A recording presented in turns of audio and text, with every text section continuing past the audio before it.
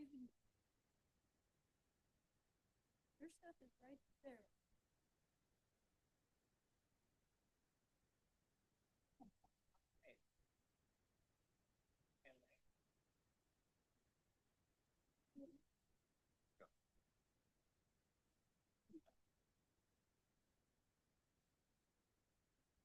Who do you want to get up? I mean, like stuff.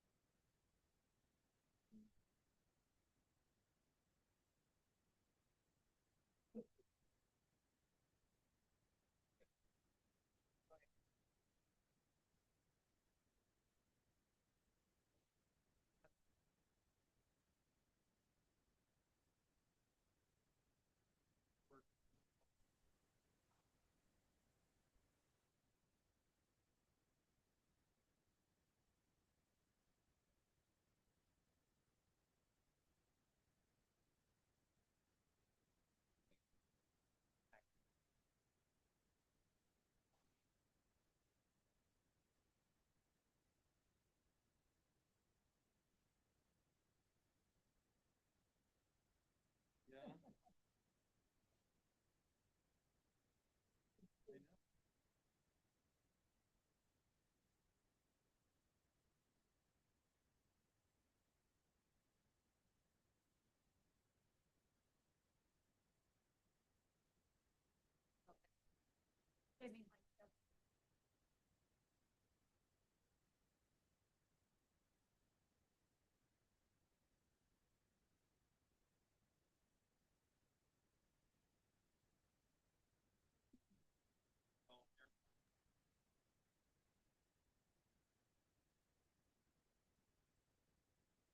yeah.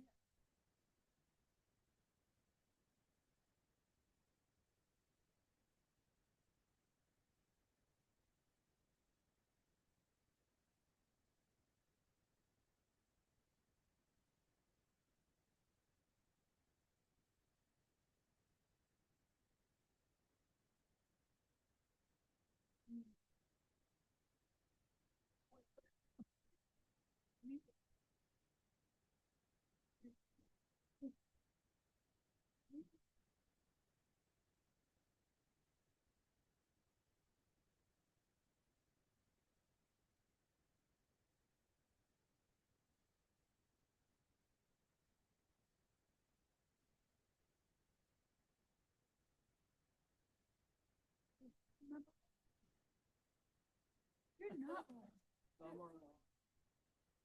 Some,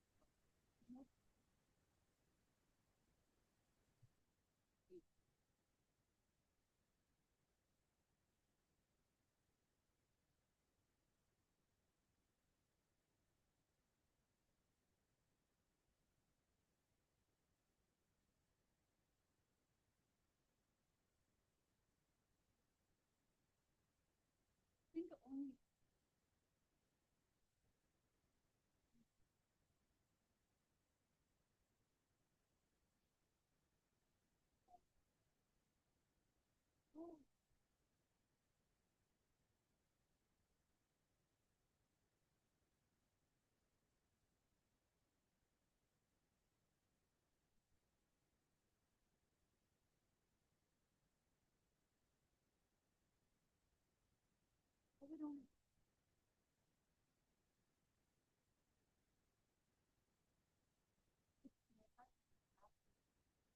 Yeah.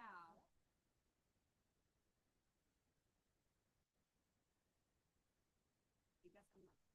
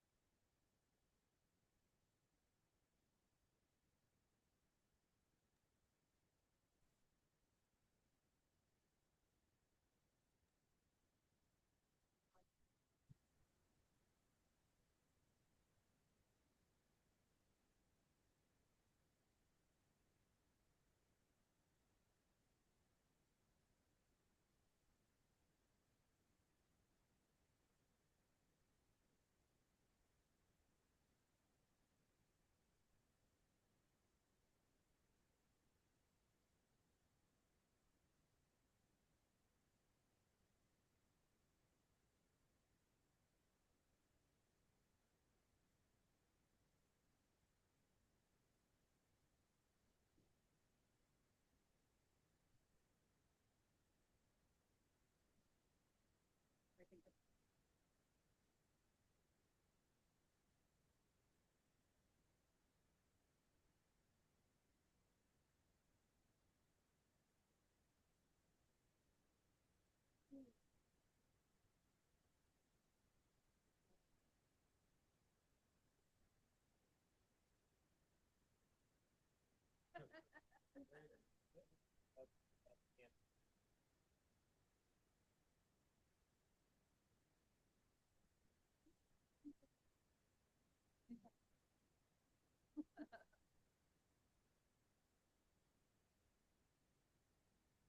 Welcome to Zoom. Enter your meeting ID followed by pound.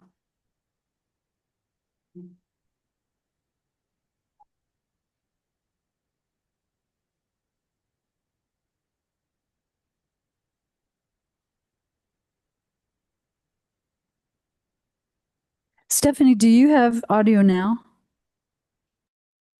No. Enter your participant ID followed by pound. Otherwise, just That's, you I think are in the that's meeting now. Stephanie's There are computer. 6 participants in the meeting. This meeting is being recorded. Stephanie, is that, okay, it was. She's trying to fix her audio. Okay. But I think I can do roll call. Let's see, I've got people in the waiting room too. Can you hear me?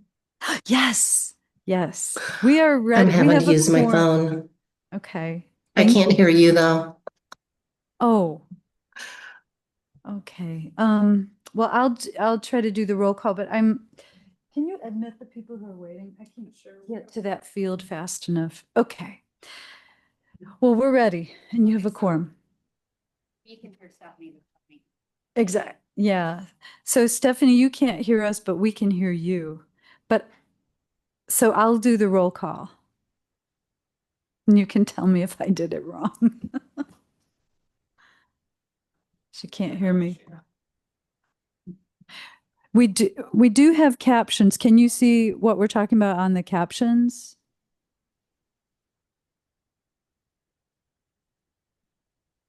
All right. Yeah, I guess.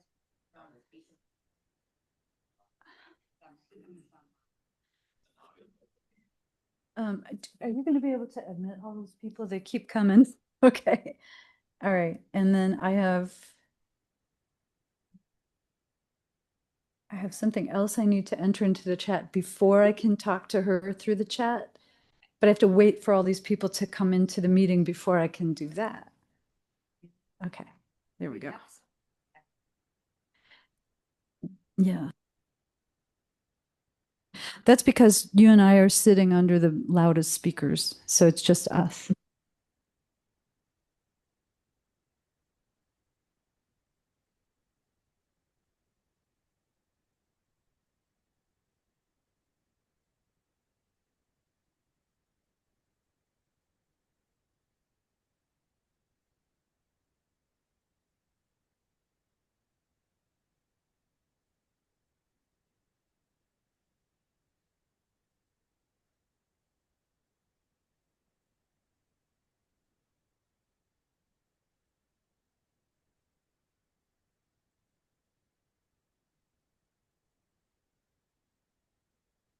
All right, we will now call to order this evening's meeting of the Champaign County Mental Health Board, Wednesday, September 17th, 2025, 5:45 p.m.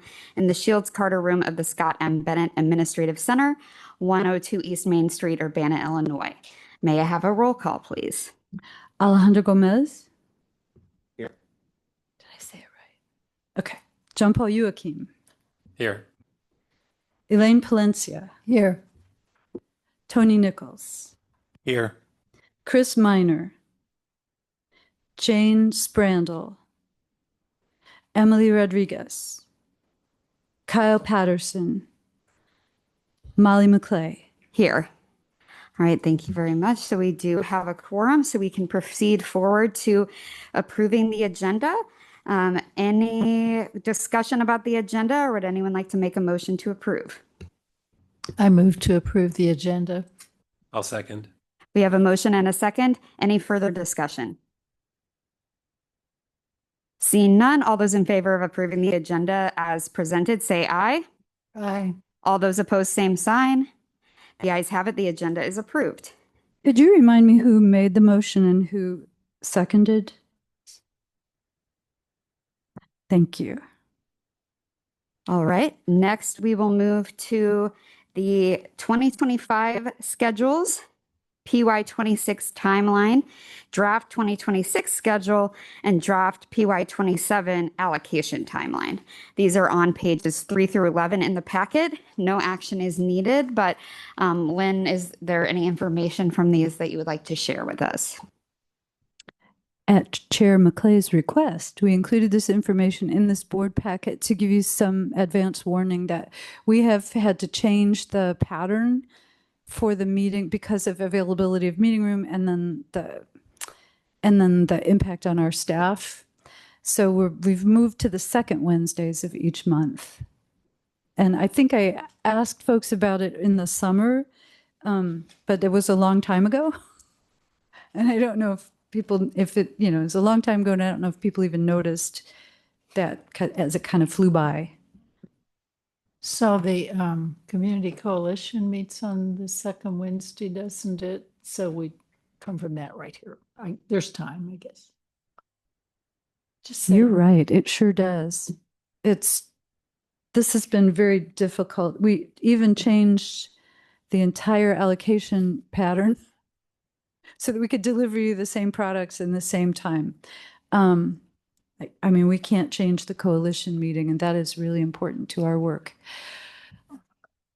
All right, well, I'm gonna go it ends at 5, Well, it's a lot. but it is a lot. It's a lot. Yeah. Okay. Well, let's ponder it a little more. It takes a lot to shift because of availability of the room and the process for securing the room. So this was a crisis for about a month and a half while we figured it out. But that might be a reason to try to go back to the original. So thank you for sharing that. Yeah, thank you. And I think this is why we appreciate so much, Lynn, you and the rest of the staff providing us all of this information well in advance so that we can like work through these kinds of things. Any other information about these documents that you think we might need to know? We tried to keep, even though we're moving our deadlines around a little bit, we have to maintain the contracts commit the agencies to certain deadlines. Those are not different. Those are just, they kind of have to stay like that. And we also tried to maintain the same pattern for the application period, because I know one year we moved it by 1 week, and it did create some problems for agencies who were used to a different deadline. So we understand that a lot of people are relying on us to be consistent. So I tried not to disturb things like that. Thank you. So next we will move to CCMHB acronyms and glossary. These are on pages 12 through 23 of the packet. No action is needed, but Lynn, are there any updates to this? I think that Mr. Bryson and I made quite a few updates. I don't know if you saw the last time you had a meeting, which would be when you see these, was July. So I don't remember if we had done them by then, but we're trying to keep up with the changing world. So Well, thank you all for your work on keeping that stuff updated. So next, any discussion from the board? All right, seeing none, we will next move to public participation agency input, which there are two times in the meeting where this will happen, now and at the end, just to let you know.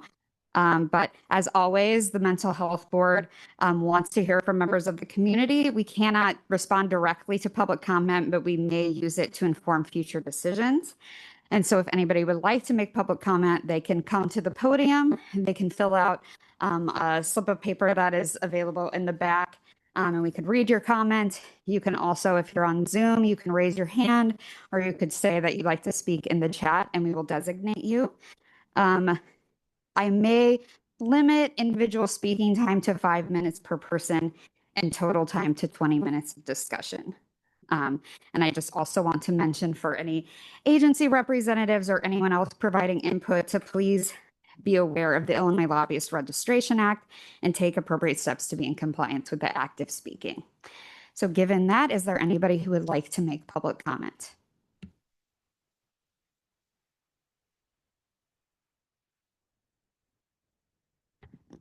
Thank you. Good evening.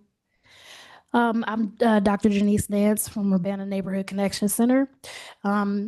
I know that I came and spoke with your organization probably about 3 or 4 months ago. And at that time, we were looking at trying to get an audit completed with a new auditing firm, which we have since done. And I am hoping that we can revisit funding for our organization through the Champaign County Mental Health Board to support our youth programming and the 5 core programs that we have going on in the 26 fiscal year. So I don't have a whole lot to say other than that. That is why I'm here. Just hoping for your support, your human kindness, and your funding. So that is it. Thank you very much. And while we can't respond directly right now, we do have some items on the agenda to discuss, and board members may have additional questions, in which case then I will call you back up to share more with us. Sure. would anyone else like to make public comment?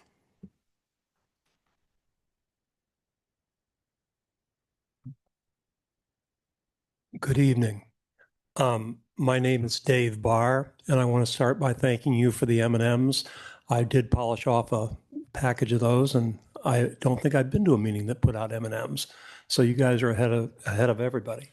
I'm also here to speak on behalf of Urbana Neighborhood Connection Center. I am a board member. I would just simply tell you how I got to Urbana Neighborhood Connection Center was kind of a journey.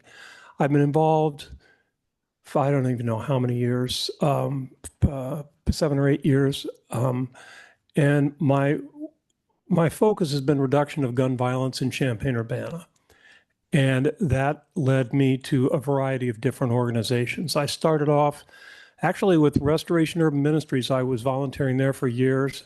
Got to know a woman named Angela Worthy, who is a saint. She now works for the city of Champaign. And she guided me. And I next went to work with a gentleman, Maurice Hayes, who I think the world of. And Maurice ran an organization called the HVNT, Hood Voice Vision for Neighborhood Transformation. And I worked with him for several years in that organization, and very good organization. That led me to, he introduced me to Taryn Nance, who happens to be Dr. Nance's husband. They're recently married. And I can tell you she has an amazing singing voice. I heard it at her wedding. And Taryn was a superintendent of schools in Urbana, and he led the Anti-Violence Collective, another great organization that I was involved with. That eventually got me to Janice. And I really, after a lot of thought and some experience, limited experience, but some, I really feel that this organization is so important to our community. And I've witnessed what they can do. And Janice, I call her the little engine that could, just does it all. And she has these amazing staff people that support and get it done. But they latch on to kids at about age 3 to 5 in there someplace, and they don't let go. That's the key. And they take them all the way through high school, all the way through trade school, all the way through college. And the results, I've met so many young people that have been through this program that are amazing. And so I think I'm a long-term resident. I was born here. I grew up here. I went to the U of I, and I've watched this community. And I hate to say it, folks, I've watched it deteriorate. And I don't like to let things, I don't like anything. We were in real estate here for many, many years, still are. I don't like to let things be worse than I found them. And so I am doing what I can to take this community forward. And I 100% believe in the mission and the execution that Urbana Neighborhood Connection Center, how they get it done. So that's it. And I thank you for your time and consideration and your funding of the community. It means so much. Thank you very much. Is there anyone else, either in person or online, who would like to make public comment?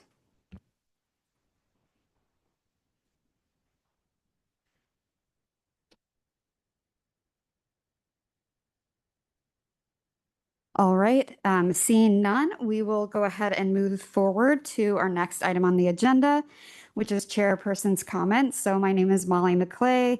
I use she, her pronouns, and I'm the chair of the Champaign County Mental Health Board. I say this every time, but we never know what new people might be in the room. So I did want to introduce myself. I had planned to defer my comments this evening, but I did want to take a moment to recognize a couple of individuals. I want to first recognize our new board member at his first official meeting, and that is Alejandro Gomez. I had the good fortune of working with him at the University of Illinois, and I was very excited to hear he was joining us. I can't wait to see what contributions you'll make to the board, and very happy to have you here.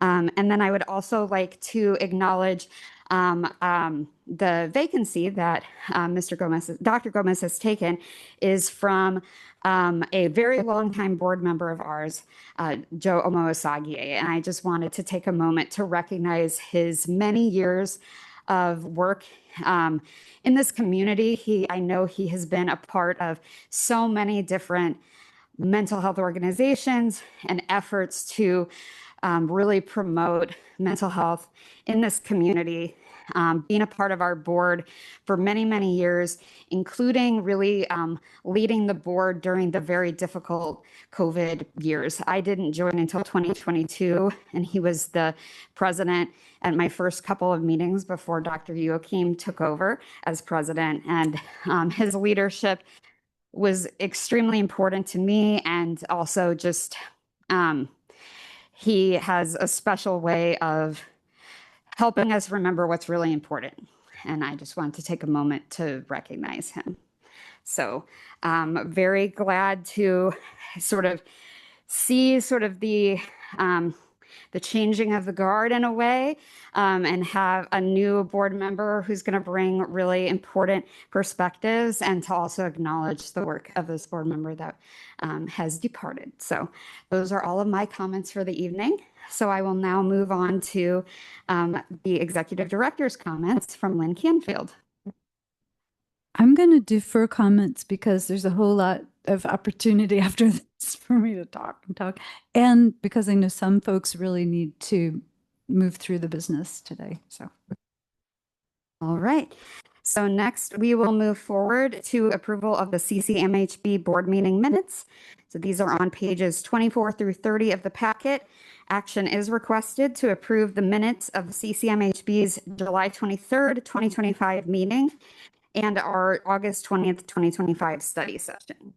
So any discussion about the minutes, or would anyone like to make a motion to approve?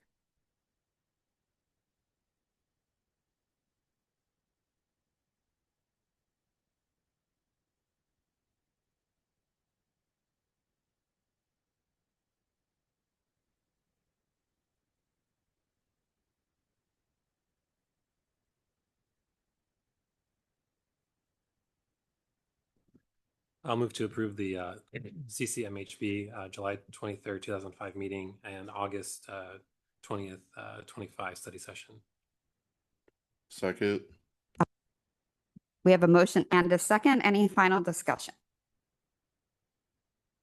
All right, seeing none, all those in favor of approving the minutes of the CCMHB's July 23rd, 2025 meeting and August 20th, 2025 study session as presented, say aye. All those opposed, same sign. The ayes have it. The minutes are approved. Next, we will move to the vendor invoice lists, which are on pages 31 to 54 of your packet. Action is requested to accept the vendor invoice list and place them on file. So any discussion, questions, comments, or motions to approve? Accept, not approve.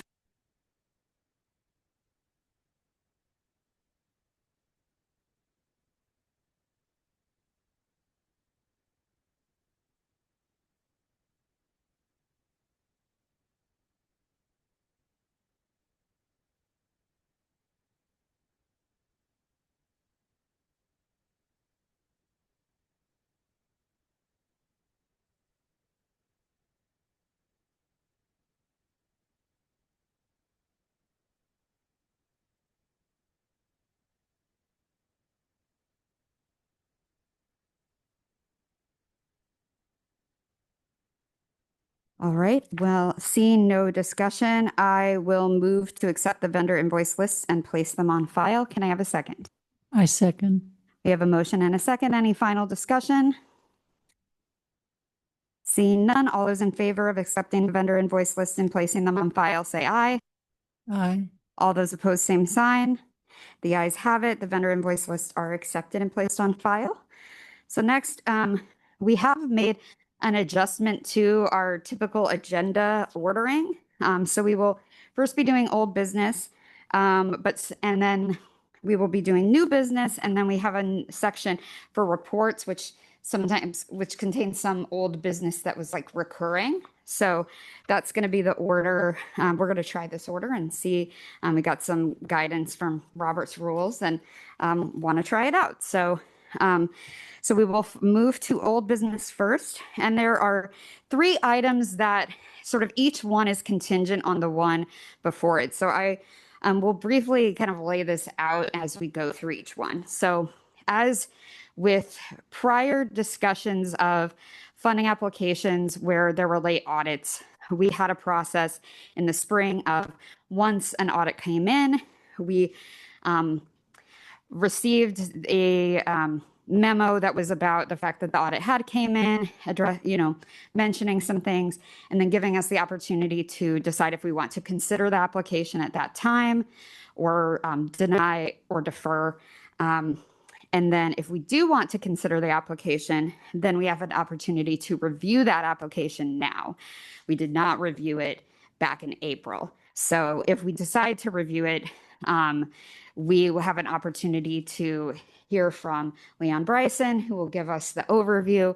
And then I know Dr. Joachim was one of the reviewers. Joe Omoosagi was the other reviewer who is not with us, but any of us can ask questions. And then if we have reviewed the application, then at that point, we can make a decision on allocation. And there's some different options for that that will be specified later. So before we start, any questions from board on that process? So it's been a little bit. All right, so we will first go to the request for us to consider the application, and that's on pages 55 through 56 of the packet. So for the board's consideration, action deferred on April 30th, 2025 on Urbana Neighborhood Connection Center is now requested. So Lynn, is there anything that you would like to share briefly about this memo? No. Guess I laid the process out well. I think I'm getting really good at very dry, maybe even boring memos. All right, so so I guess I would say we can open up discussion from the board, and then if we would like to ask the agency any questions at this time, please direct the questions to me, and then I will call agency representatives forward. So any discussion on this item?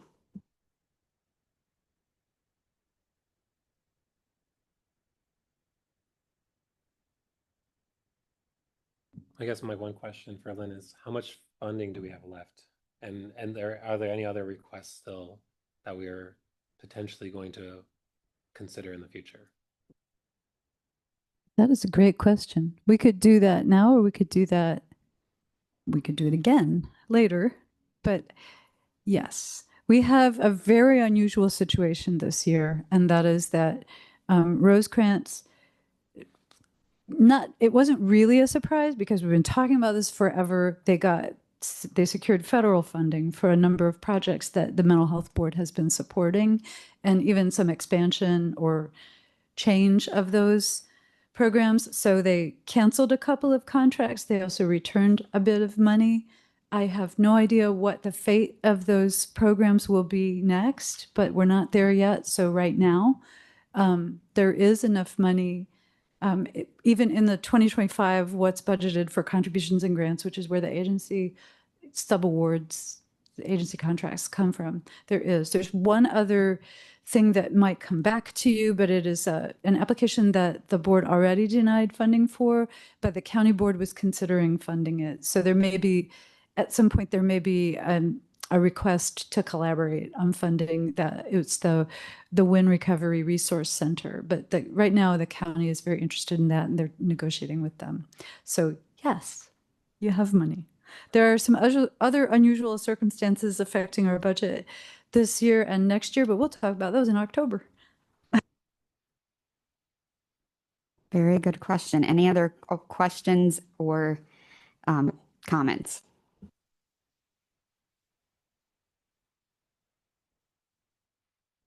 So I guess I will say that, when we made our funding decisions back in May, I know we had talked about this program and hoping that their audit would come in so that we could have a chance to consider them because of their really important work to the community. And I think while the audit did come in later than sort of after the start of the program year, I think from my perspective, out of sort of, I guess, sort of fairness across the board, we did consider all of the other applications once audits came in for any other ones that were late. And based on the important work of this program and that fact, I think I am in favor of considering the application now. Of course, open to other perspectives.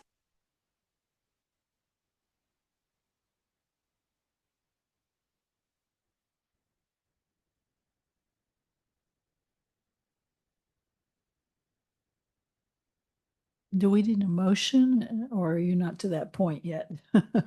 If there's no further discussion, I can move myself, or if someone else would like to, we have a couple of options available. But I did want to give an opportunity for anybody else to share, you know, if they think that we should also consider, if they think we shouldn't consider, or if we should do something else. I just wanted to comment. It's my first time, so I've read the packet, but I haven't been in one of these before. But I would say go by precedent, you know, in terms of, you know, how we've approached this similar situation or, you know, with other programs. That's the way I would say it. That is a very important point. So thank you. Anyone else?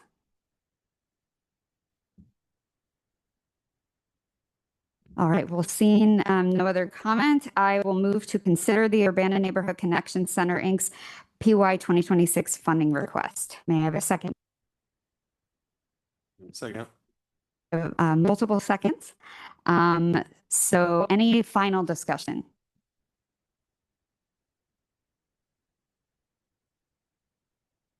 All right, we can go ahead and take a voice vote for this one. So the motion is on the table. Can I have a roll call? Oh my goodness, sorry.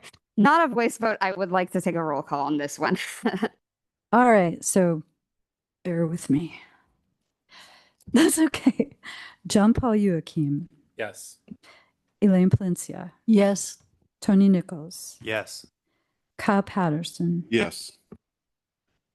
Alejandro Gomez. Yes. Did I miss anybody? We're just you, right? Got everybody else? Molly McClay. Yes. All right, the motion passes. So we will consider the Urbana Neighborhood Connection Center, Inc.'s PY 2026 funding request.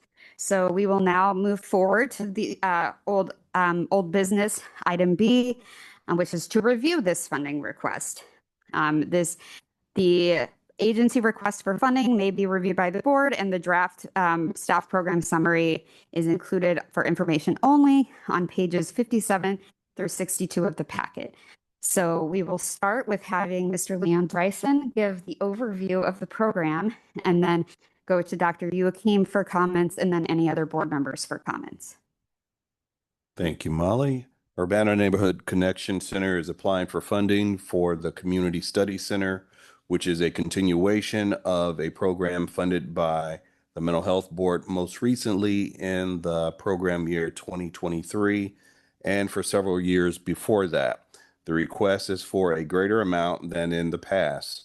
They selected the priority thriving children, youth, and families and justified that choice. The proposed services are in-person academic, social, emotional, and recreational enrichment for Urbana students K through 12, after school, and during the summer. In the staff review, you'll see that there is an eligibility issue related to the delayed audit. Particular strengths of the program are the unique approach and staff credentials. A staff comment of possible interest is regarding the client outcomes measure. The board reviewers were John Paul Joachim and Joe Omo Osagie. All right, thank you very much. Dr. Joachim, your comments. So, you know, we haven't funded this program for the last year. I know there was some issues in the past with just getting the audit and their connection with the CPA firm. I know other agencies have had similar issues, and it looks like now they have a good relationship with their CPA firm, and things are going the way it should hopefully go. I'm born and raised here as well. I went to Urbana Middle School, high school as well. I've seen over the years how things have gone in the wrong direction. And coming back here after my training, it's something that I also feel that responsibility of trying to make sure that we make this place grow and thrive, and try to make sure we are looking at the long-term well-being of the community. And the only way to really improve that is you have to lift up two generations at the same time, usually the parent and the child. And so for me, I always look at how do we try to reduce adverse childhood experiences? And basically a way of putting that complicated term into reality is, how do you reduce stress for the child or the parent? Whether it's financial support, parental support, how addressing bullying, having a consistent positive adult influence present, mental health support for the people in the household that have mental health issues. Addressing that decreases the stress in the home and the way the child's brain develops, that toxic stress that they would otherwise be exposed to. And so, this agency does that in several ways. So one is it decreases stress by providing extracurricular activities, whether, there's 4 really healthy ways I say to reduce stress. One is physical activity, so that they do that. 2 is socialization, so hanging out basically with friends or family that relax you, that don't stress you out. And then there's art activities and music activities. And the one thing, even if you are exposed to these kinds of stressors in your life, the one thing that can build resiliency is having a consistent, positive adult presence there. And so when parents, especially now in this world, have to work, both parents have to work, or the parent has to work 2 jobs, or they have to work late, there isn't that time to, have as much one-on-one time with your child as you'd want. And then they're at home a lot of times, they stay home because they can't afford a babysitter. And you don't tell anybody, you just tell them, lock the door, don't answer the phone for anybody, call, my work if you have any, emergencies, and what this provides is some continuation of stability of that socialization and outlets for stress relief for those children, so their brains can develop properly in the summer times when they're not in school, and after school when parents are working. So I think for the long term, if we're looking at long-term reduction of violence and positive brain development, and just positive outcome for the well-being of the community, this is something that is important. If we have the funds to fund it, I think it's something that we definitely need to make sure we do fund. So that's just my input. I think it's a great organization. Obviously, they also have a lot of funding from other avenues like United Way, the City of Urbana grant, IDHS Summer Youth Employment grant, the Nutrition Program grant. So they've got a lot of other funders, which is really good and what we want to see from our agencies.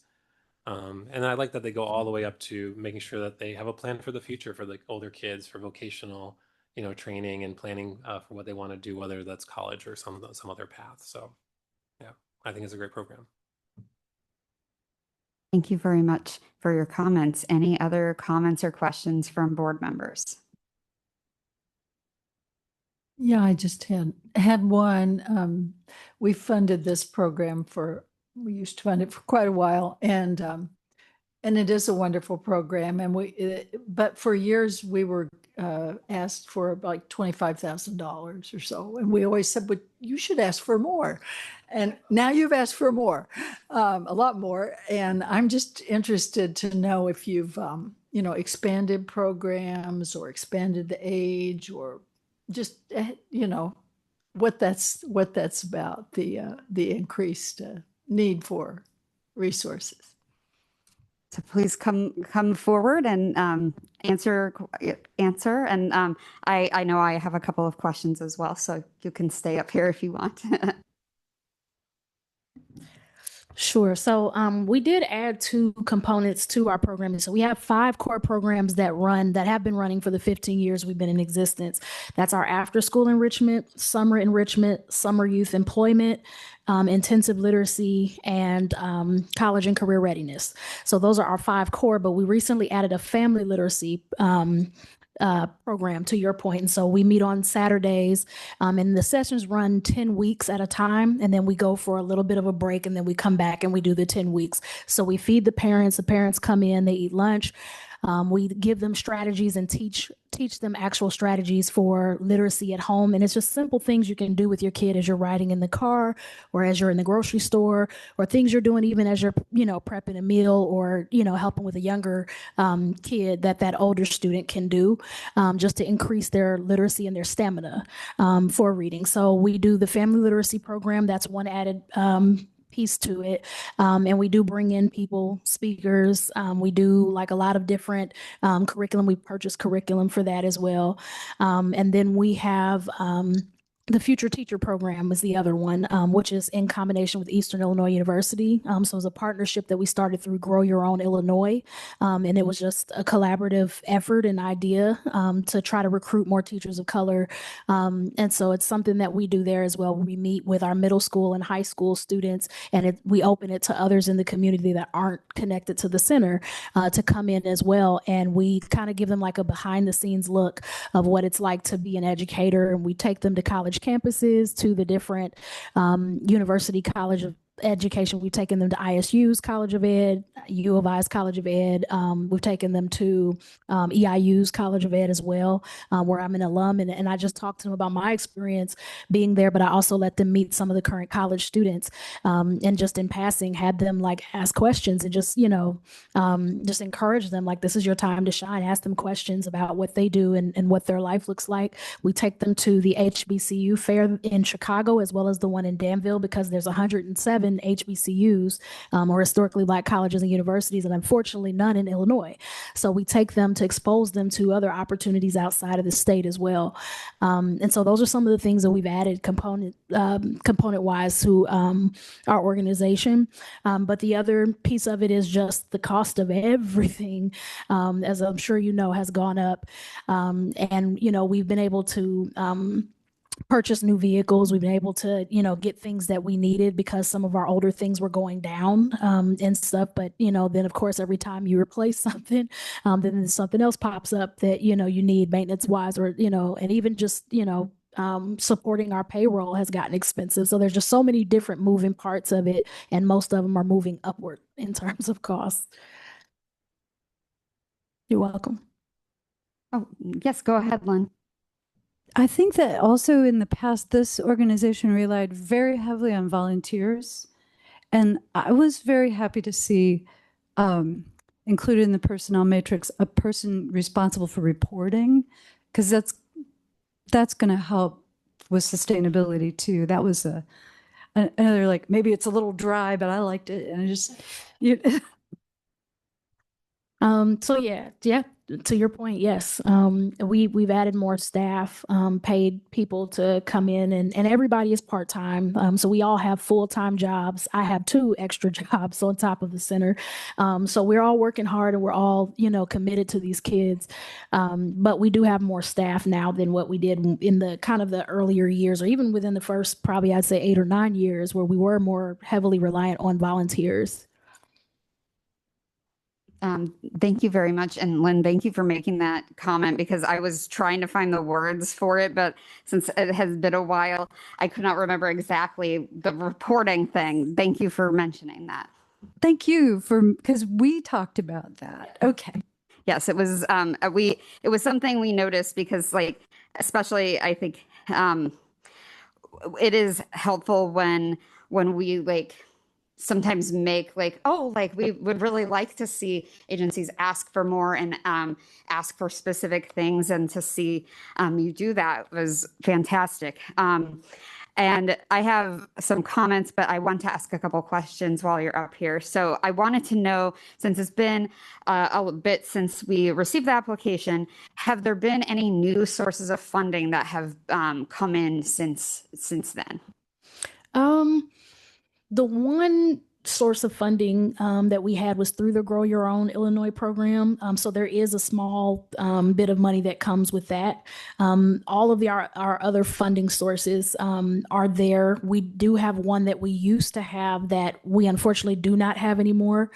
We had for years the Illinois Teen Reach Grant, which we had, I'd say probably 11 or 12 years we had that Teen Reach Grant, and then the state had a $3.4 million budget cut. And unfortunately, a lot of the Central Illinois programs got hit. And so we were one of those that lost, well, I shouldn't say lost because we kept it through the end of that term, but then when we reapplied, we just weren't able to get it again. But all of our other funding sources are in place. Okay, thank you. I was wondering if the program, is it Grow Your Own Illinois? Was that if I wondered if that had a funding component, but that's really good to know about that other program, that how hard it was hit and how that has like rippled out into not only throughout the state, but especially like the Central Illinois area. That's really, really unfortunate. So thank you for sharing that. And then my other question was, and I have been asking this of everyone that we've been kind of reviewing later due to the audit thing. So out of fairness, I will ask to you, what is the plan for audits going forward? And maybe in particular, how is it looking in terms of the next year's audit? How has that progress been going? So we've actually already like I've connected with both Taylor and John from our new agency that we've been working with, or CPA firm. Both of them, I mean, I'm just going to say it, and I wish they could see this, but I'll let them know I told you. I told them too. They are phenomenal in terms of communication. It is a complete 180 from what we experienced before, where we didn't hear for 7 months from the previous auditor. And I was saying, on a human level, I'm concerned. Hey, Mark, can you go talk to the guy and make sure he's okay in there? Like, I haven't heard from him in 7 months, not even by email, phone call, nothing. Drove to Springfield to try to catch him, you know. And so the guys that I'm working with now, very professional. They communicate often. I mean, I call them, I get a call the same day or the next day. I email, they email back. And they're out of Indianapolis, but they're licensed in different states. And I mean, were able to get me what we needed pretty quickly, being that we asked them for a rush just because of the lag from the other firm. And so I've already asked him, I said, hey, you know, he said, well, you know, we could start working on the next audit in December. I said, well, I was thinking like September.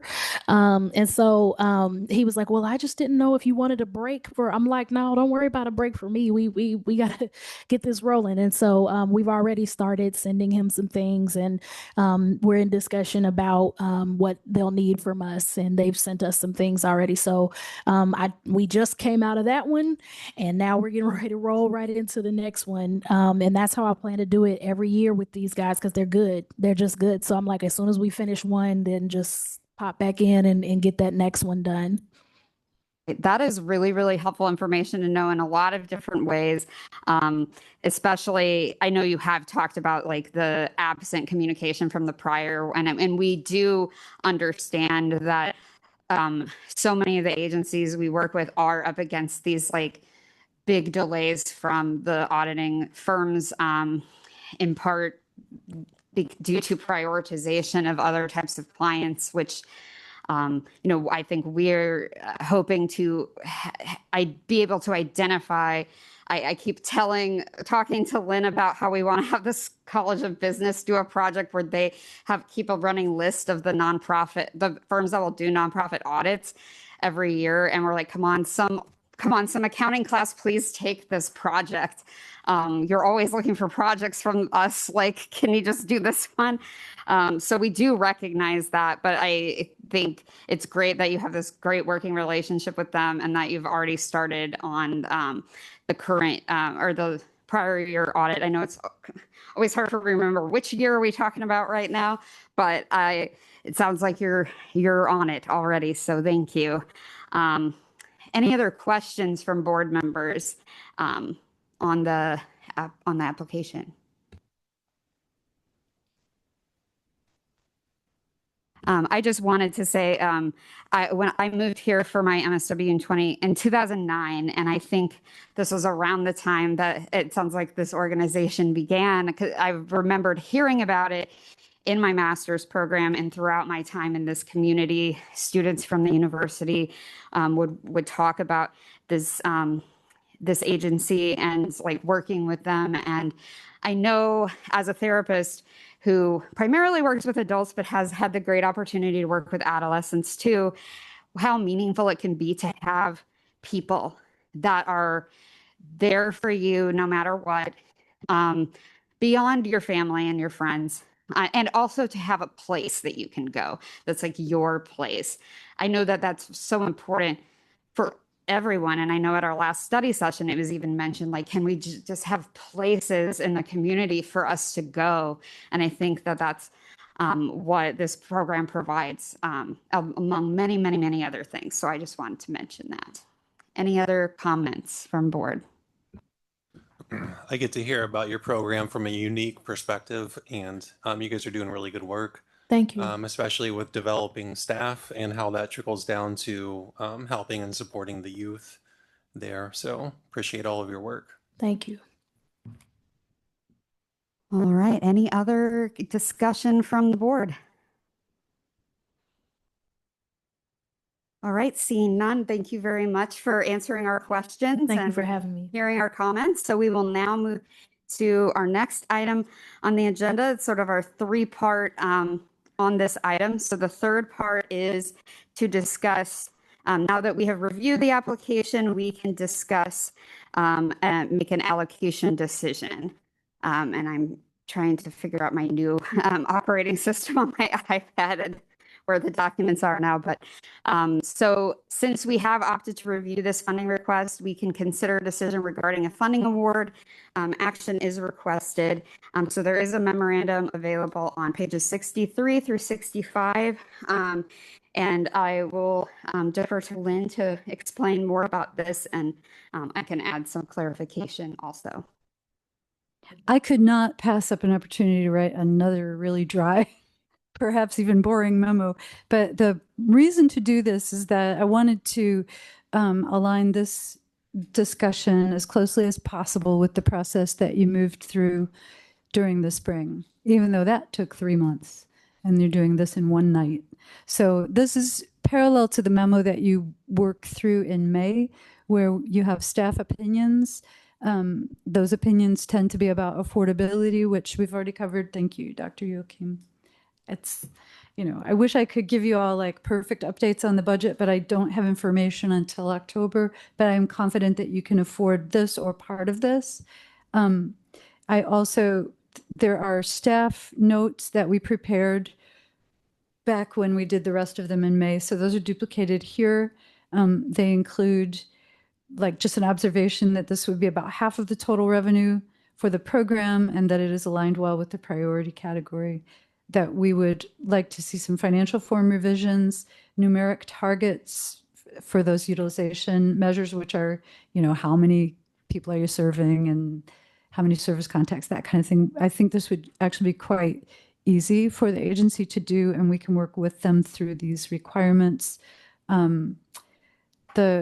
Maybe I don't remember relationships across program performance targets, youth outcomes, and assessment processes, but I think it was like possibly that we just needed some clarification across those domains.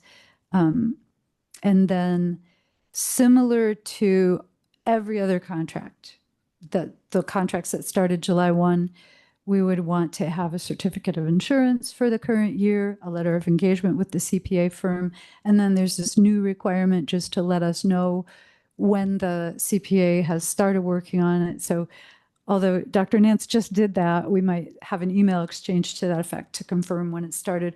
We're also we're still trying to understand what happens to nonprofits, especially smaller ones, in their work with CPA firms. So this type of information in the aggregate will help us later if there's something that we think the board can do to improve the situation.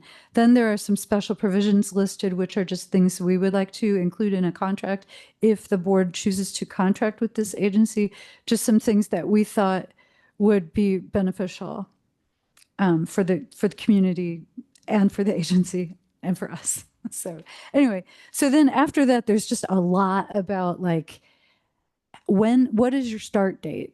If the board feels confident that this budget is correct, the proposed budget and for the annual amount requested, if that looks appropriate to y'all, and I do not think that I needed to see revisions to the total amount requested.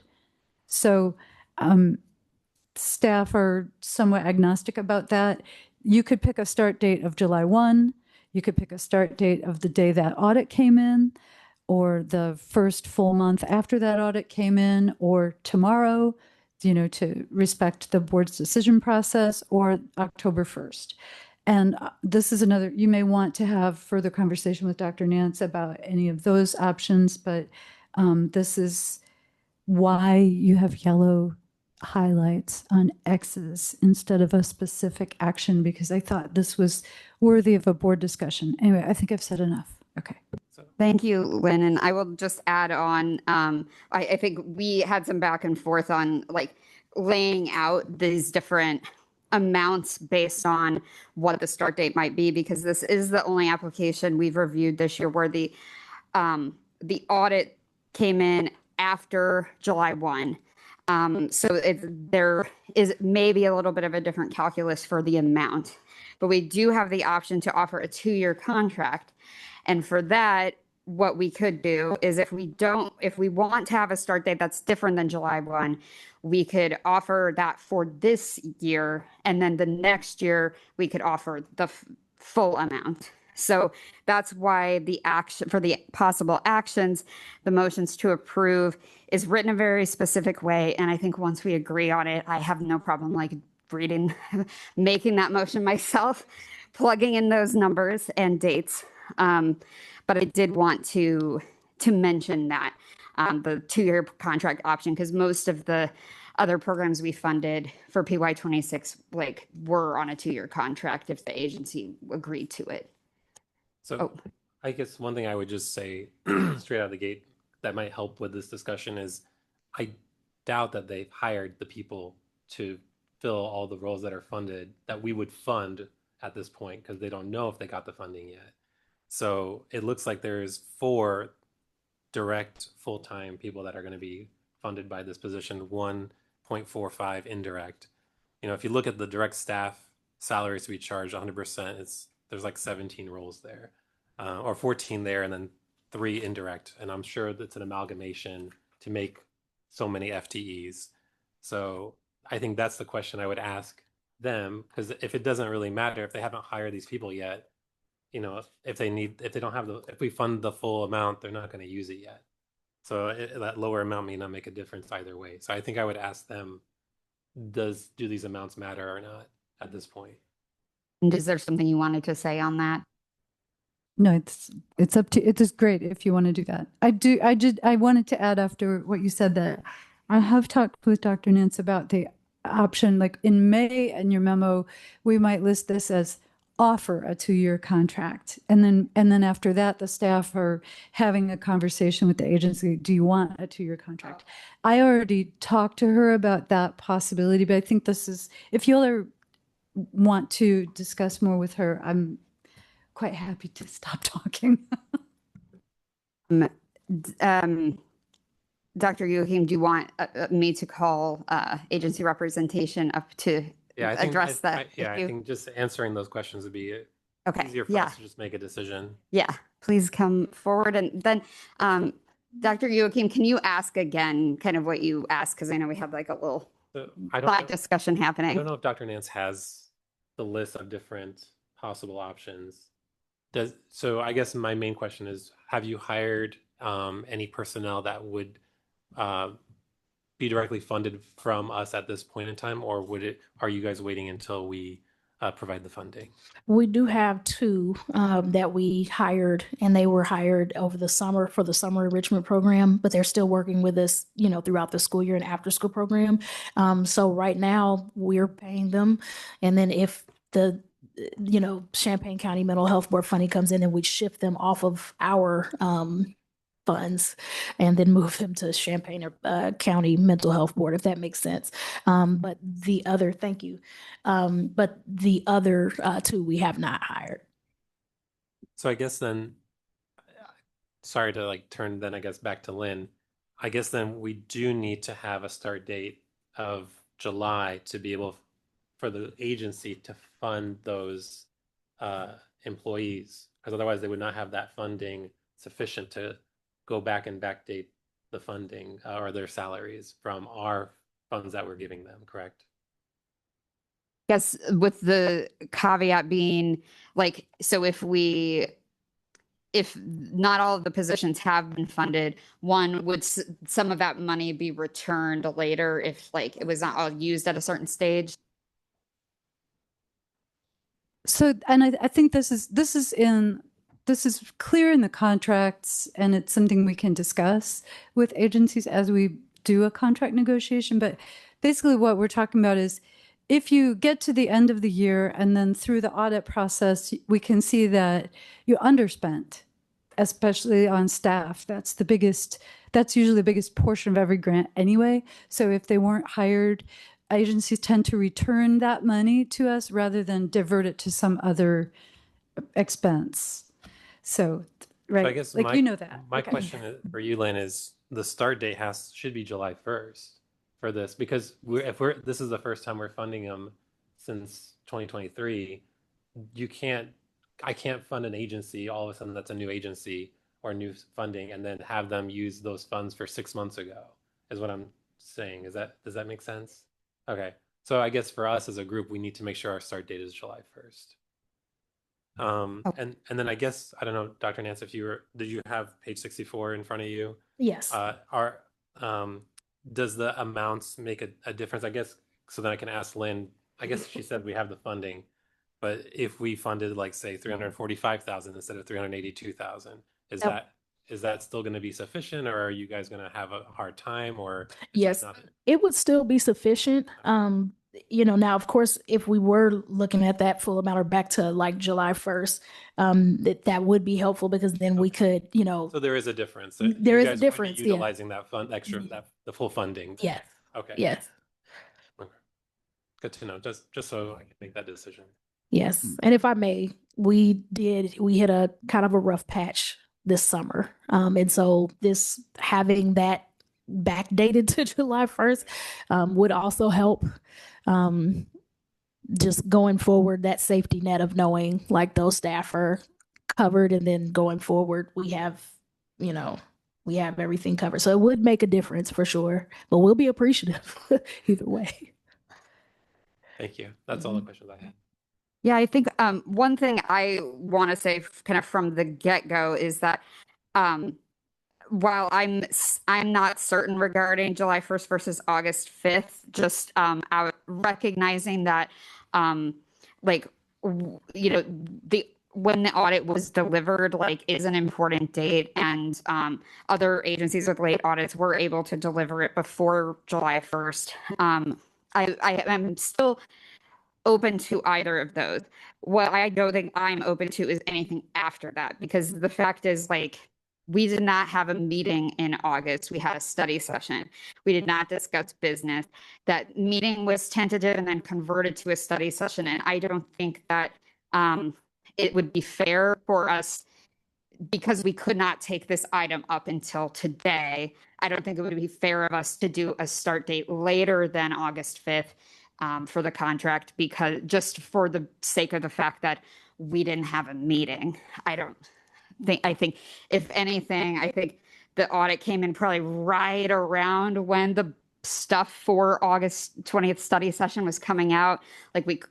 I don't know if we could have even converted it to a meeting at that point, but I think it was just, the timing was just not quite right. So I don't think we should consider the later ones of September 1st, September 18th, or October 1st, I think that we should only consider July 1st or August 5th. And that's just based on what, weighing all of these different aspects about the agency's needs, as well as the importance of our process. So I just wanted to say that. But if there's anybody that feels really strongly about those later dates, also please share that. So any other comments from board members on what we should do?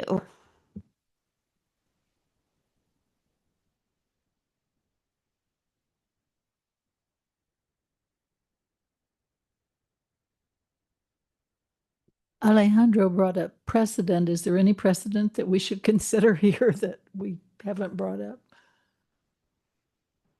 I know for this particular program year, there is not a precedent. I mean, I know the precedent was to consider the applications once the audit came in, but because all of those audits came in prior to July 1st, it didn't affect the start date. But I wonder if there were prior years where an audit came in late and how we handled the start date.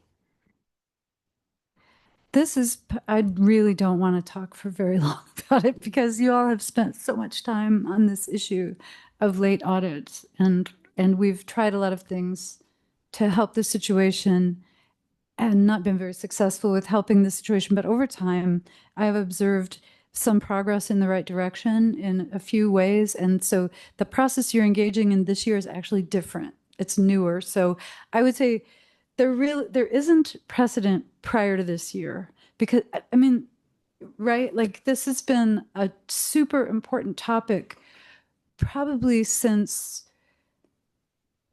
2019. Maybe that's when we started to really talk about it a lot. So whatever happened before this year, I don't think we can really truly talk as precedent because we're trying to change the rules and the practice around this. Right, because I think before we just, if an agency hadn't turned the audit in, we went ahead and we reviewed the application, we often funded it and just waited for the audit. I guess that is a way to think about, I mean, in a way that was the precedent and we are attempting to make some changes going forward. But I think this particular issue there, we can't really defer to any precedent. So I would just say that in the past, I started in December 2019. We had funds to fund everything. So there wasn't this sense of urgency, I feel like, to get things done on time. And then there was also a lot of issues with CPA firms prioritizing agencies' audits. And I think for multiple reasons, there was a lot of delays. And that did, obviously, we didn't want to put undue stress on our staff. And so we started to realize, hey, we need to really get on top of agencies and set some more harder rules in the sand that we need to hold them accountable. But at the same time, it's like weighing the benefit to the community, because who does it end up hurting in the end, right? It doesn't hurt. Yeah, the agency may not get that funding and that leader or may not be able to hire staff, but really what at the end of the day, it hurts the community members, and it's weighing the risk and benefit. And I think agencies have gotten better. They have found better ways of finding CPAs that are going to be more responsive. It is not an easy process to find a CPA that is going to be on top of audits, and just working with the university on programs to help those agencies be learning all the things they need to learn to be successful. And so I think over the years we have slowly inched our way forward at getting better, and the agency is getting better at this process. That being said, the Urbana Neighborhood Connections community withdrew one of their funding requests a couple of years ago, and I feel like they have demonstrated good judgment of when they aren't ready and when they are ready. And I think now they've demonstrated that they are ready. They have good communication, and so again, there is no precedent really for this situation. It's more of how are they demonstrating that they are ready, that they're responsible, that they're going to be accountable. Have they demonstrated that? Yes. Is this funding this agency going to provide good services to the community that's going to promote the well-being long-term and be effective? In my mind, yes. So I think based on those, and I think the likelihood of them being accountable and effective and on time with future audits, I would open up the prospect of funding everything and backdating it to July 1st, whereas other agencies have applied in the past this year where we said no, we're not funding. I don't feel that there is a likelihood that there is going to be accountability and you're going to get your audits done on time. And so even if other agencies have gotten their audits done earlier, they may not have gotten the funding. And we demonstrated that with one other agencies because we didn't feel comfortable funding, feeling that they're going to be providing the responsibility of getting things done on time and providing the right answers that we felt like they were going to, be effective. So hopefully that answers some of your questions. Thank you. Any other thoughts from board members? Go for it. I don't know, everybody's been pretty articulate tonight. So what I'm going to say is I don't want a nickel and dime Urbana Neighborhood Connection. So can I move that we fund them from July 1st, 2025 for $382,180? I will second that motion. I guess we have, can we amend that motion to include, I guess, do we want to include the option for a 2-year, I guess, could we reword the motion to say and offer a 2-year contract instead of the stuff with the other dates?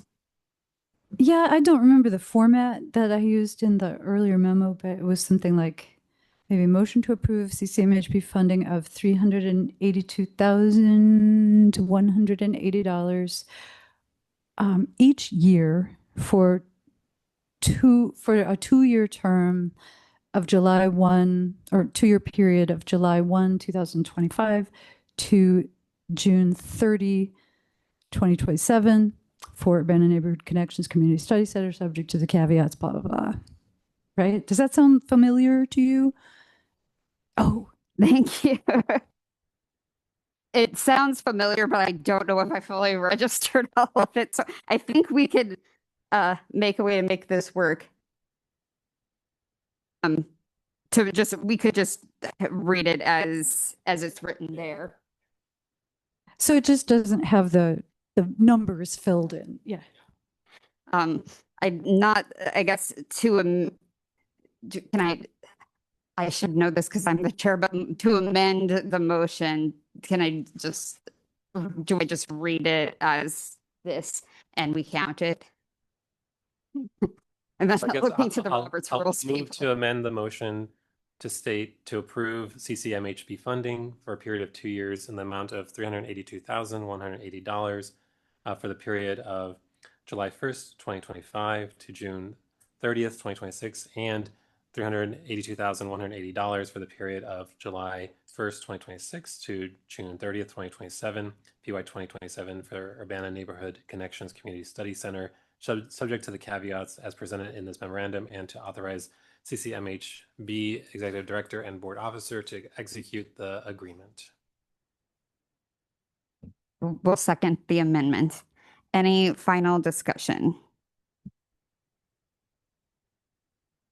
I do want to say that I was prepared to suggest the August 5th date because I out of, I guess, whatever fairness means, but I think, Dr. Nance, when you shared about the work starting already and you're like, I don't want to take a break, let's just get going on the next one, that gave me a lot of hope that you will be on time in the future. And that makes me feel comfortable going ahead and doing the July 1st date. So I just wanted to say that. And thank you for being proactive. And thank you to your firm for also being proactive and communicative with you. Any other discussion before we vote? All right, I'm not going to try to say that motion again. So I think it has been clearly stated. So may we have a roll call? All right. I'm on pins and needles to get this right. Elaine Palencia. Yes. Tony Nichols. Yes. Kyle Patterson. Yes. Alejandro Gomez. Yes. John Paul Joachim. Yes. Molly McClay. Yes. All right. With that, the motion carries and this funding request has been approved. I just want to say thank you. Thank you so much. I did this application from Carl Hospital from a bed. Seriously. Thank you. Appreciate you. Thank you very much for your work. We will now move forward. I think we do not have any other voting items for the evening. So,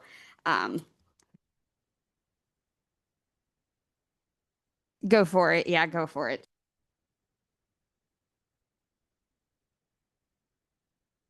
I got it? Yeah. Thanks for the extra bag of M&Ms. And thank you so much for what you've done. First off, I would like to invite you to come down, contact me, contact Janice, but see what you've done and tour the center. And when you walk, bring a hanky. When you walk in the door, it says it all. And it is so well thought out, so well executed. And just a couple quick things. 10% of the kids identify as homeless, 48% are under the poverty level. A lot of the parents are hanging on, and funding has dried up. You have so much helped this organization, and your money is being so well spent. And I tell people, if you don't believe in miracles, okay, come on down, take a walk in, just step in the door and look. Janice performs them every day, and you've performed one tonight. You cannot begin to imagine what you have done to help our community. Come on down and see. Really, thank you so much. Thank you. Right, it feels awkward to move on to new business, but I think that was a great moment, and I'm just going to acknowledge that. We can go ahead and move to new business, and this is all sort of looking to the future stuff regarding our next years of strategic planning and our next funding cycle priorities. So we will start with the draft 3-year plan for 2026, 2028 to 2028. This is on pages 66 through 79 for our information. An initial draft of a 3-year plan is offered for those fiscal years with objectives for 2026, and a briefing memorandum describes the process. So Lynn, please share with us more information. It does feel weird to launch into the future. Thank you both for coming. And I think when you do the funding process that ends usually in May, like everybody's so tired that you don't get to feel how important it is. So maybe it's kind of good to have one that took a little bit of extra time so you could feel how important it is. Because I think the whole allocation process is really important. Obviously, I wouldn't do this job and write these really long memos if I didn't think so. So this one, the memo is, just a cover memo to the 3-year plan. The 3-year plan is drastically different from what we have been doing for many years. The reason that we made this shift is to focus more on the annual cycle and what all these activities actually mean and what they're connected to, and then to incorporate some of the values that the board has clearly expressed in the last couple of years into that plan. So we may have missed some things. We may have misstated some things. I already found a typo and already a situation that changed since we wrote this. So there is a revised version coming your way in November with that little typo and that circumstance change, but also hopefully with input from you all and further discussion with our staff and also from the public. Mr. Bryson has sent this out for public comment already, and we've asked people to give us their thoughts before the end of October. So anyway, we split it up this year into that statement of purposes that's just always been sitting there, not really doing much on the first page of the 3-year plan. We decided to actually organize the whole thing according to the purposes. And you have time. You don't have to do anything with this today. You don't even have to talk about it. But I just wanted to share with you why it is structured differently this time. I think that's enough for me to say right now. Thank you very much. Any questions or discussion from the board?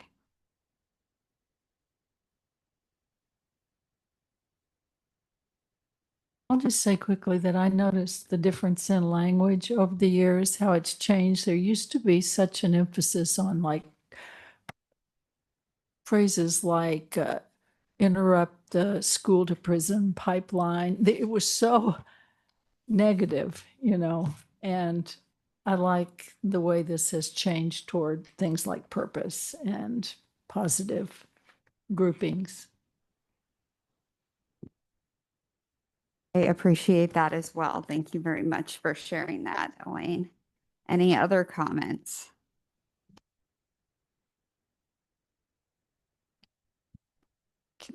Okay, so we did, a couple of us met with a person who specializes in this kind of planning a couple times, and he gave us some really cool advice.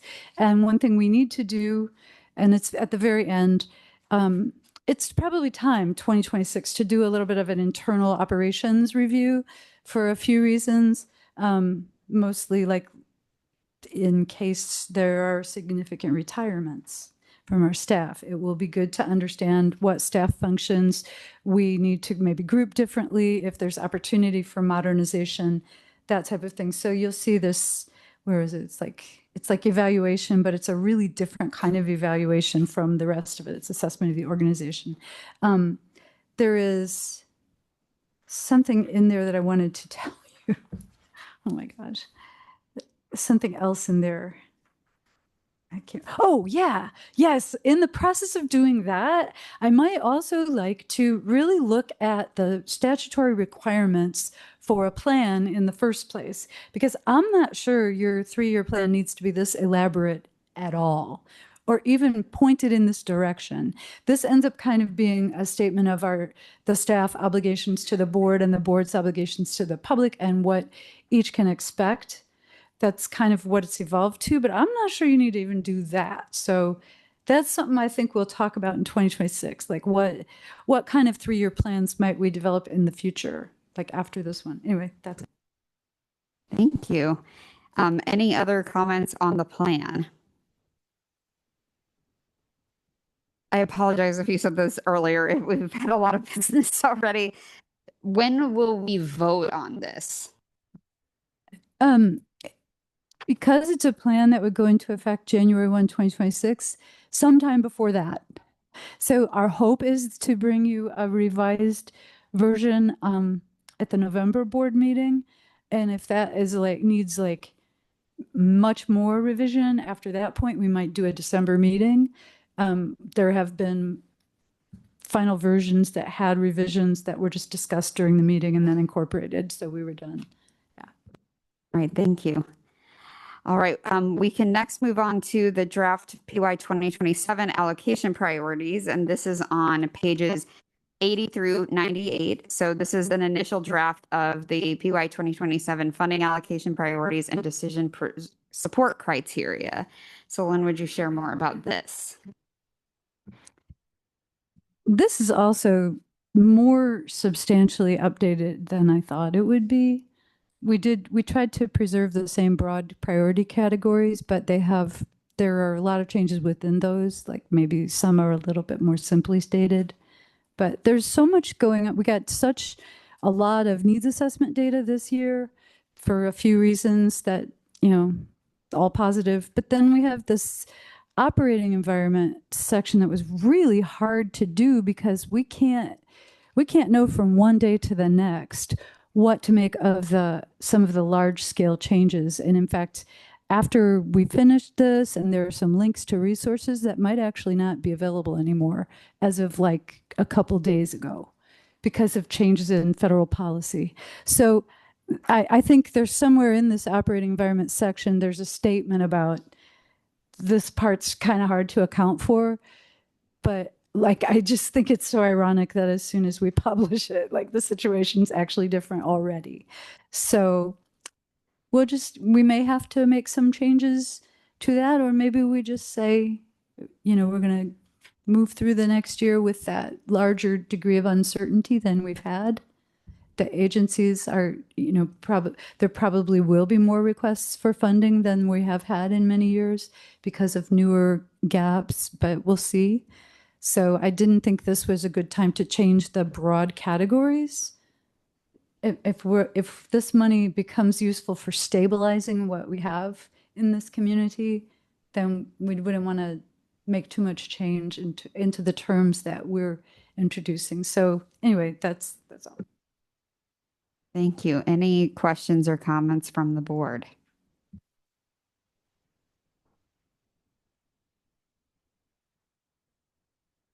I look forward to seeing how this will develop over time. And I know that we're exhausted. So if there's no other comments, we can go ahead and move on to our reports section. It's a new part of the agenda. We will start with staff reports. These are on pages 99 through 117. For information only, staff reports are included in the packet. And these are from Kim Bowdry, Leon Bryson, Stephanie Howard Gallo, Chandra Somerville, and Chris Wilson. Any questions or comments on the staff reports?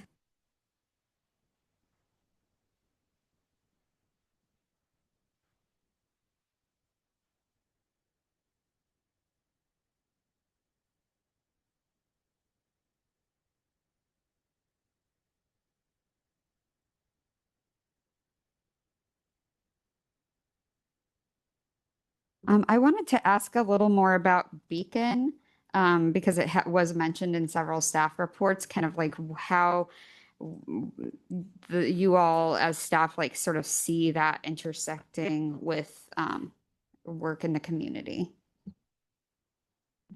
And designate anyone you'd like to answer that. I don't know if Chandra wants to speak to it. We have all been in rooms talking about Beacon for various reasons, but Beacon is a statewide instrument meant for people who are looking for help for children, mental health or other behavioral health concerns, supports for children across the state. So like any other, like it's a nice database. I've seen a demonstration of it as they were purchasing it. I think I even know the salespeople behind this, and it's a fine instrument, but it's not going to work unless the data it contains are up to date. And that's always the challenge for service providers. So there's this kind of repeating theme throughout our documents of encouraging agencies to share up to date information on Beacon about what they're doing for children now. So, I mean, I'm so sorry to agencies who have to update multiple online data systems, but this is really important as children are facing so many challenges now, and the state is finally seriously implementing a behavioral health transformation plan, and this is like one of the first steps in it. So hopefully it will be a helpful resource. Is that okay?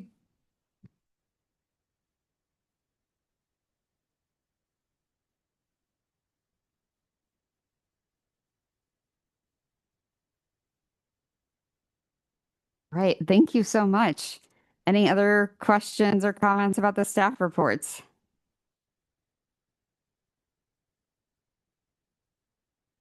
All right. I don't see any other comments. I do want to add, like, you all have been working extremely hard on many, many, many things alongside also moving.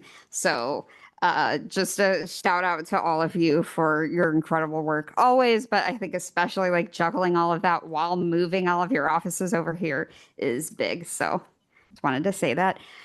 So we can next move on to the evaluation capacity building project update. So we will have an update from the project team. And as always, there is a link to other resources developed by our team, the micro learning videos specifically. So please come forward and share your update. A happy hump day, everybody. Woo! So I'm Jacinda Darius from the Family Resiliency Center, and I have some exciting things to show this evening. But before that, I will give a brief report We have been working with 3 of the agencies for technical assistance. So Promise Healthcare, PACE, and Christian Health Center.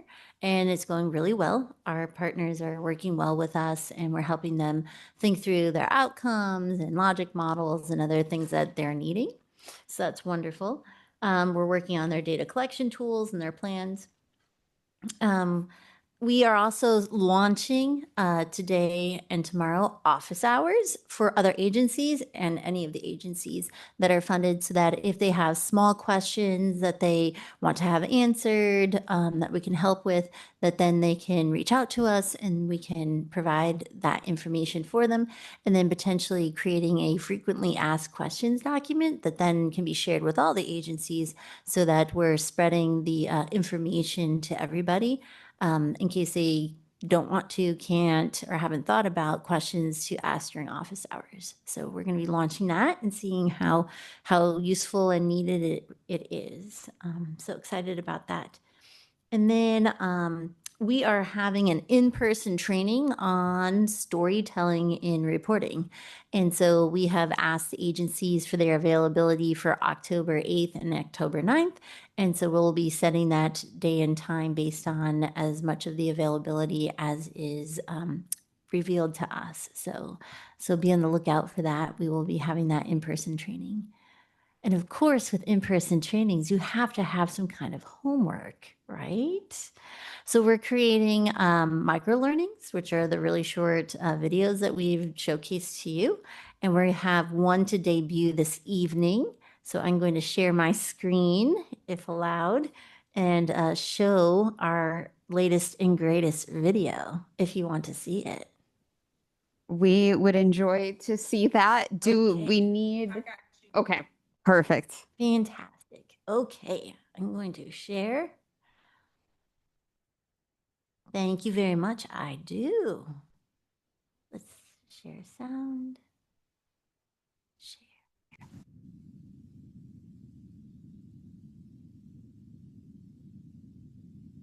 If I can make this bigger.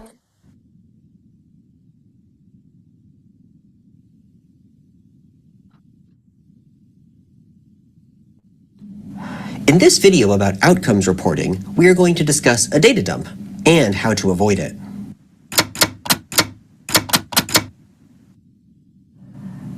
A data dump is marked by a large volume of facts offered without context or analysis.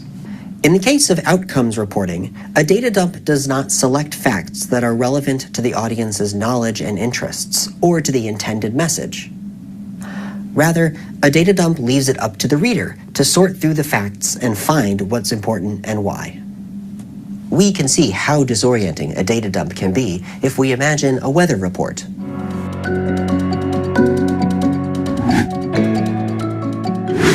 We're here on the scene where the wind is coming out of the northwest at 8 miles per hour and the temperature is 77 degrees.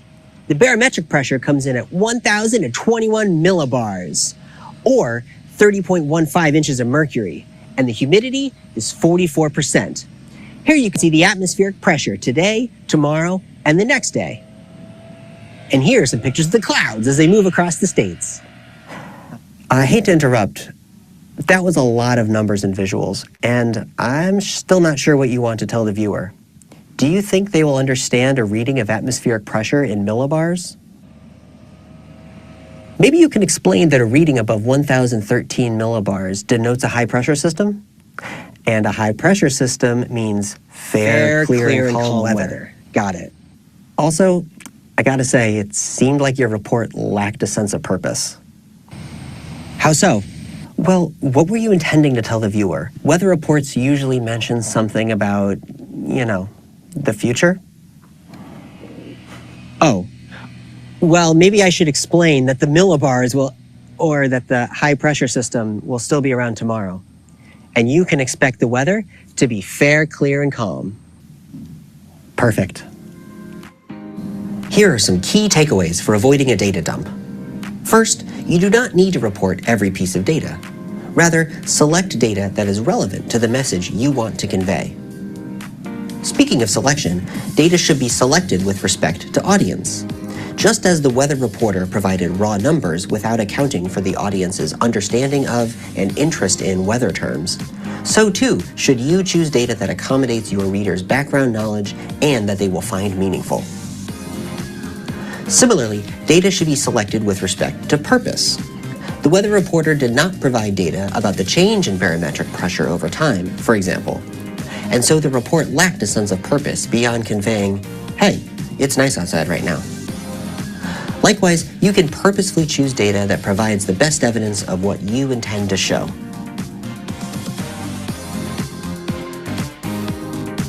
Thank you for watching.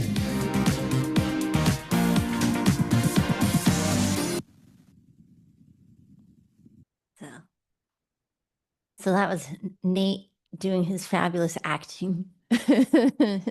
He really takes the ideas and takes them off the page and makes them great and understandable. But we're open to feedback, suggestions, anything that you have to say about this latest and greatest microlearning.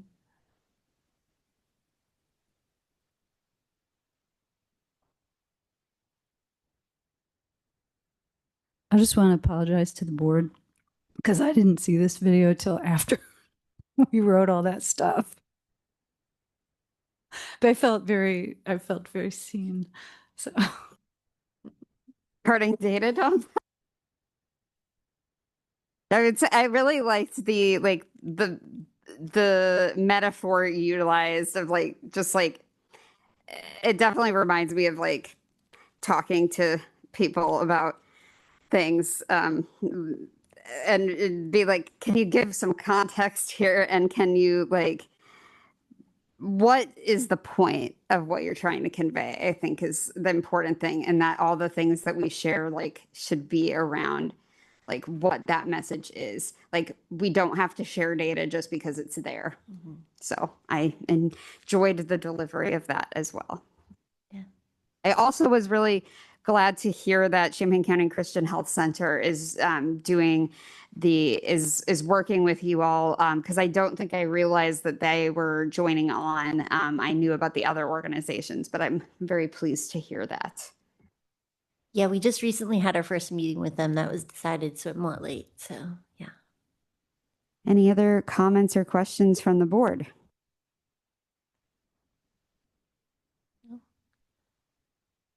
Well, great.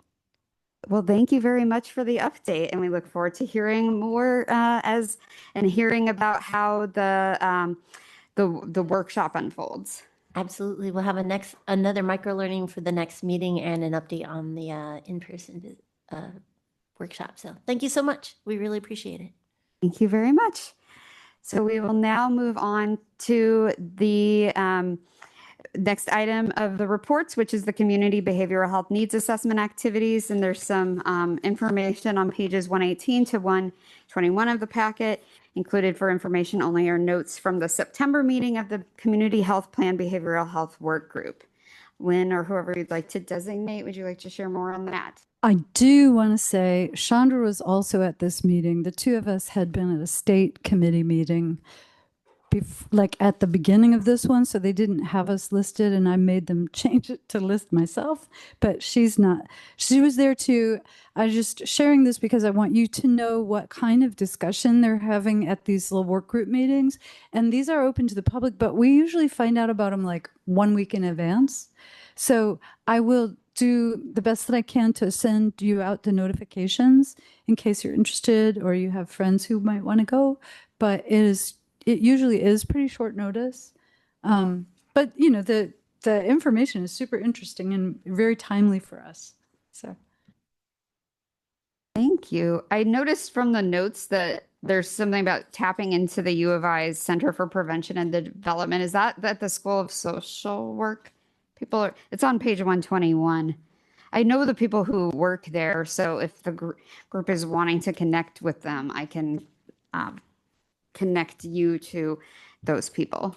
Well, I think this was about specifically about the Illinois Youth Survey, in which Champaign County has always had pretty low, or at least for a long time, pretty low participation in the youth survey, which is, you know, it's statewide data divided by county. It's very helpful to us to understand what kind of experiences children are having around substance use and mental health.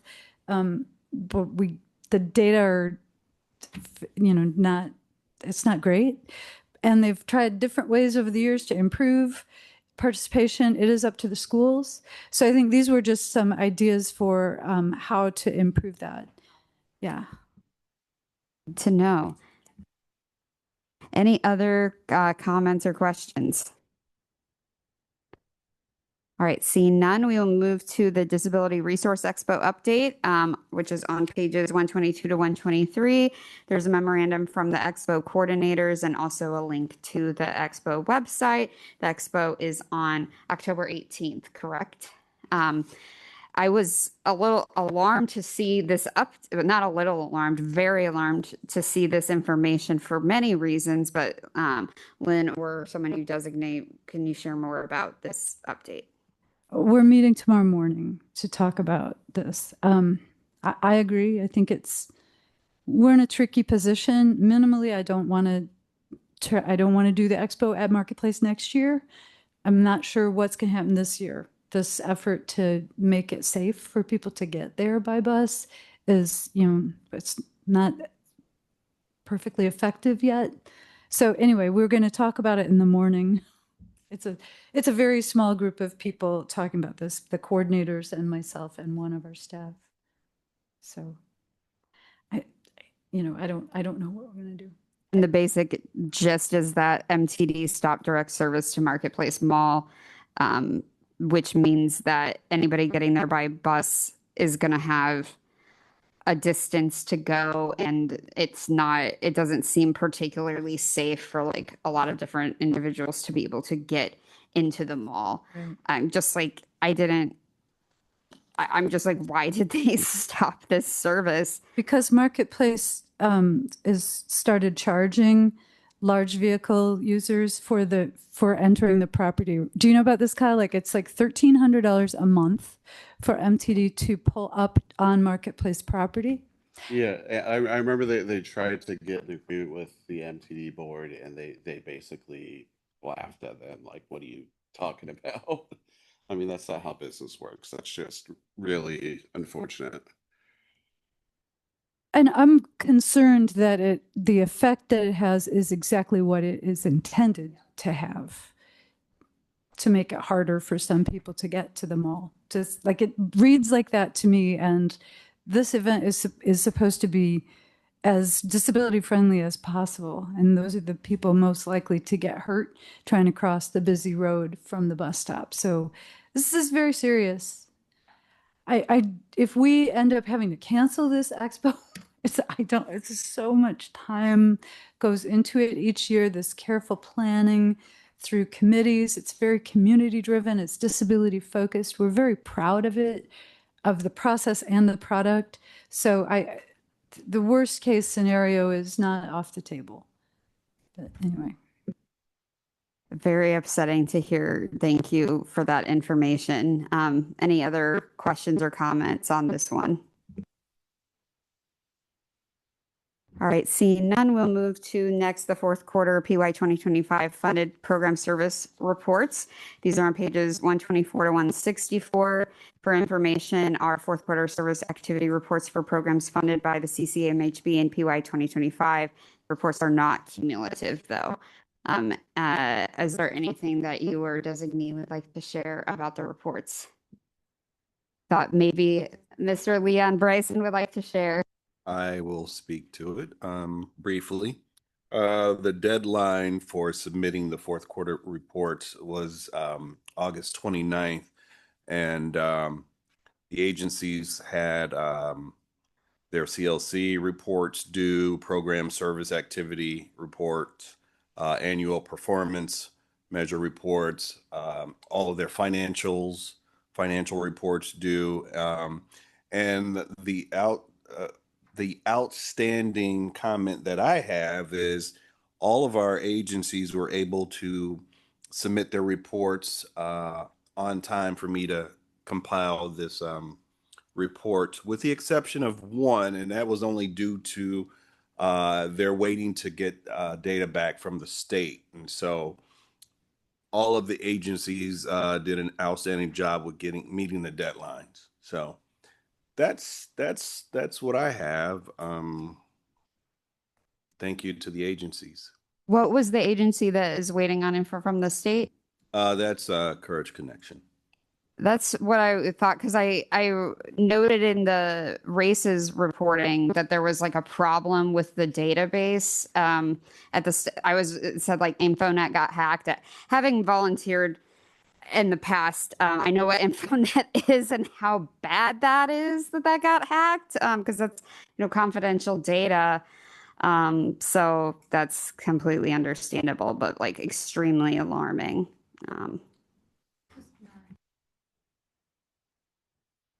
Is not the same issue? So the issue Courage Connection is having is receiving their data from what is it, ICJ, Illinois Criminal Justice database. So they're just waiting to get that information before they can compile their report and get it to us. So I have an email out to them now, and so hopefully I should get some feedback within the next few days as to where they are with that information. Okay, that's good to know. Thank you for sharing that. Any comments or questions on the reports from board? Yeah, I was noticing that on the Champaign County Healthcare Consumers Report on page 132, they mention the termination of Rosecrance's contract with the County Board for Jail Reentry Services. Is that the same thing as on 160 on Rosecrance's quarterly report? They talk about a staff member leaving without leaving data, or is that two different things? Or are we still funding Rosecrance for that? We didn't fund the reentry program. That's Well, been a county board funded project. I don't think it's the same staff person though. Okay, so that was my question, that's not any of our money in that, but it is the criminal justice thing that is still going, but some staff person left without leaving data for Rosecrans. Well, criminal justice, it was terminated too. Is that one of They the ones? did terminate that contract, but there's a report in there about it. Yeah. Okay. So Rosecrans terminated specialty courts and criminal justice Okay. and child and family services because they had state and federal yeah. funding to cover all that. And they're with two of them, with specialty courts and criminal justice, they're actually reorganizing the services according to public input through this process that's required with the federal funding. So some things are changing. I think healthcare consumers tends to report to us on like what those changes are feeling like on the ground. them. Yeah. Yeah. Okay. So that's really important So we input. get money back from. We did. Yeah. Okay, that was my quite a final bit. question. Yes, we get money back. Okay. Part why we were able to make the decision we did tonight, it seems. Okay. And I really appreciated the narrative summaries, like from healthcare consumers, crisis nursery. There were a couple of other ones that I thought were, I just blanked on them, that I thought were really well done and really speak to the current situation, especially at the federal level, and in ways about like accessing benefits and things. So I appreciated that information. Any other comments or questions on these? All right, seeing none, we will move to the PY 2026 funded programs on pages 165 to 173. For our information is a summary of programs funded by the CCMHB, CCDDB, and the IDD Special Initiatives Fund. Lynn, or is there anything you want to share about these? This document was actually developed specifically for the county board to like just at a glance of what we're doing with this money. But we also, because it's easy to share this, we've sent it to representatives, state senators. There's a much more extensive version of this online in the online system that pulls the agency's actual their words for the scope of services and also lists their websites. So it's the same information, but this is shorter so that it's portable. If you want it, we can pull the document out and share it with you if you ever need to tell somebody what we're doing with all this money. It's also posted publicly. Thank you very much. Any questions or comments from the board? I think it's a very helpful way to get like a brief rundown of all the programs, so I appreciated it. So seeing no further comment, we can move to public participation agency input. I gave the spiel earlier, and I don't think there's anybody else new here. So if there's anybody who wants to make public input, you can come forward, fill out a slip, you can raise your hand on Zoom or chat on Zoom. Is there anybody who'd like to speak with us?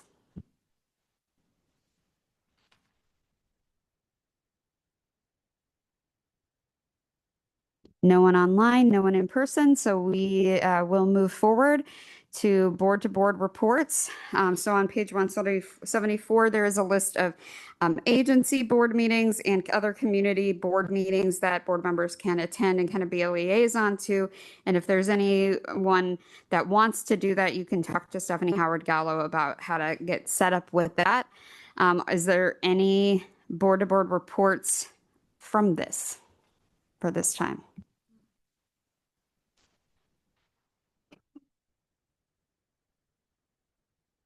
It sounds like nothing to report, so we will next move on to county board input.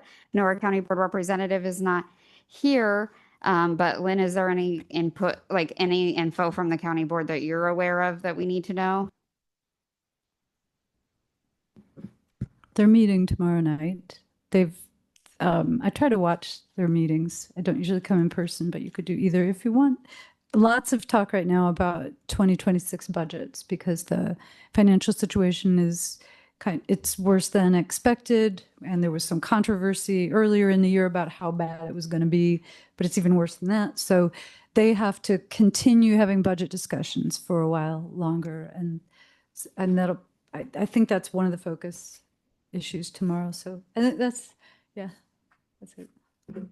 Thank you very much for that. Does anyone have anything they want to add there if they have additional info? All right, seeing none. Next is Champaign County Developmental Disabilities Board input. Is there any input from the DVD board? Well, you'll be joining them here in this room next week at the same time for a really great study session. They don't meet until next week. They're meeting in the morning and then in the evening too. So I know it's a lot, but yeah. Good to know. Thank you very much. Next to last, we have board announcements and input. Are there any announcements from board members or additional input? All right, seeing none, the last item is to adjourn. So as Lynn mentioned, we have our study session jointly with the Developmental Disabilities Board next Wednesday, September 24th, 5:45 p.m. in the Shields Carter room of the Bennett Administrative Center in Urbana, Illinois. Hope to see you then. Have a good night.